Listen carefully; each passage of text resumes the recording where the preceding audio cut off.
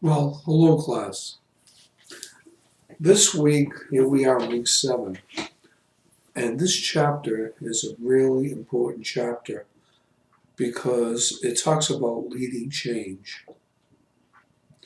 You know, throughout history, we have changed and we have evolved, sometimes for the better, sometimes for the worse.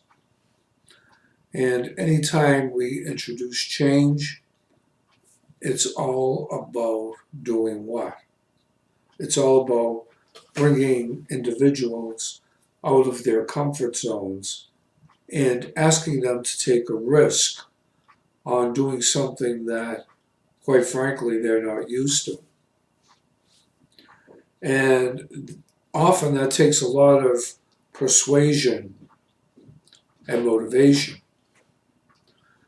And as as we have evolved through American history, one of the things that keeps bouncing back to me about leading change and taking us out of our comfort zone was about when I was very young. I listened to JFK, and basically, he talked about something incredible because the Russians were ahead of us in the space race, and we needed to do something that was different. And we were doing this in a very controversial time in our history. At the time, we were looking at the consequences and remnants of the Vietnam War. We were looking at those that, the young generation that was fighting the establishment on the necessity of us being in Vietnam, and the establishment saying we needed to protect our interests. And the thing that was different about this war in Vietnam was that it was not your conventional type of military confrontation. It was a lot different. It was about a different type of warfare, lots of times that included using very harmful weapons of destruction, such as gas and Agent Orange and things like that, that were extremely harmful, not just to those in the military, but also in the environment. For the civilians, it was a very deep fallout. Since World War II and the explosion of the atomic bomb, there was a lot of controversy and change that was talked about but never really followed through with. And somehow, those that protested the Vietnam War were extremely adamant on doing some things that were totally unheard of, like burning their draft cards. A young generation that had sit-ins and were gassed out of their colleges, and different types of religions, the inceptions of new types of music, which we called the British invasion, such as introducing the Beatles, the Rolling Stones, and groups like that. But many groups here in America protesting and talking about something very different than what we were used to, promoting love and peace. And here again, protecting the environment through warfare because of threats from foreign nations. All of this controversy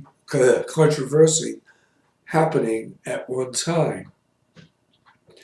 And we have elected the first Irish Catholic American president by probably, if not the smallest margin in history, one of the smallest margins in all of history, where an elected president would actually change history.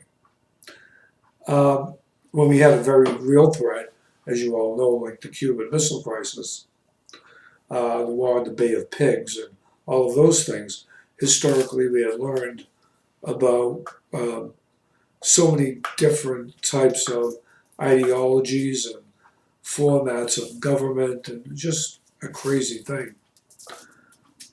But all in the process, there was a huge distraction that introduced change, but also had presented a challenge.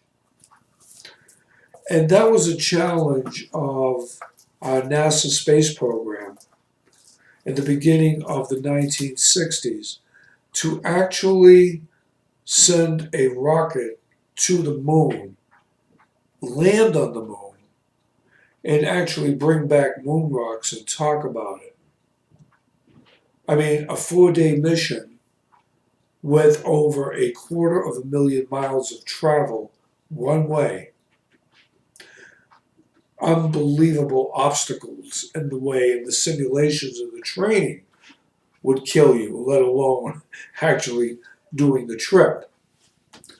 And going on a Saturn rocket, which was like putting hundreds of thousands of tons of explosives under this little module and bringing it, which we call the command module, and bringing it 250,000 miles with very crude instruments, such as what we call crude today: slide rules, gimbals, vacuum tubes. Hello, look what we have now, and look what they had then, and look at the challenges that we were facing.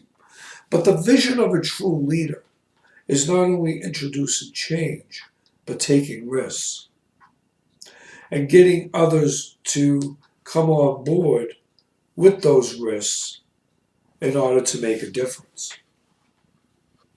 So in the early part of JFK's administration, his very short-lived administration, just probably a little over 2 years before he was assassinated by Lee Harvey Oswald, or at least we think it was him. Anyway, he talked about putting a man on the moon by the end of the decade. The enormous task that this would be unheard of based on today's standards. But he basically said, in order to do this, it would be not because it was easy, because it was hard. Because it talked about raising the bar and doing something which was probably next to impossible and making it work. Why? Because we had vision. But it wasn't enough just to have the vision. You needed the strategic plan. Okay, so here's where the leadership comes in. The leadership comes in with not only having vision, taking risk, but having individuals like those from NASA come on board with you and say, yes, we can do this. You needed this type of transformational leader with incredible referent power to not only distract from the war in Vietnam and the Bay of Pigs, which also having the Cuban Missile Crisis also. But looking at something which was a challenge for all American people. And a lot of leadership has to do with believing in what you do. and knowing you can do the impossible when you have the right resources behind you and you find a way to get them behind you. It's funny because you look at Steve Jobs with Apple, and how can he think of what he thought about without having the support actually that Kennedy had? I mean, talking about breaking the barrier of differentiating the PC from the home computer. A personal computer back in the days of early Steve Jobs, what was that?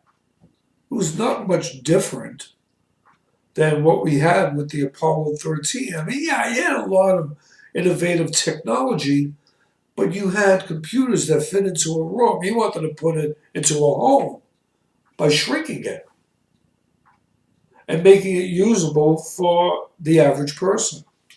How crazy was that? And we know the evolution of where that went. But if you didn't have these types of vision, I'm sorry, if you didn't have these types of visionary leaders like JFK and Steve Jobs, would we still be back in the Ice Age or the Stone Age? What prompted them to lead change? What prompted them to get out of their comfort zones? What obligation did they have to do this outside of their own need and desire to lead? So, what I'm going to do is throughout this week, I'm going to put in different excerpts of some of these things that talk about leading change from JFK, from Steve Jobs, maybe even one of the interviews that I did. For example, some of you in my first course of Discovering the Leader in You, I had put up my interview with William Gross, who is now the commissioner, then the chief. But also, I interviewed some other individuals that I thought you might be interested in listening to how they led change.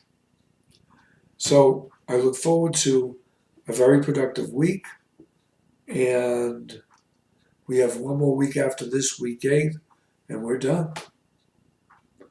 Okay, so we'll put up hypothetical number 2, which I think may even be up there. I gotta double check it. And the rest of your DQs. There'll be 8 more after this video between this week and next week. And then we got our 32 and we're done. Okay, have a great week.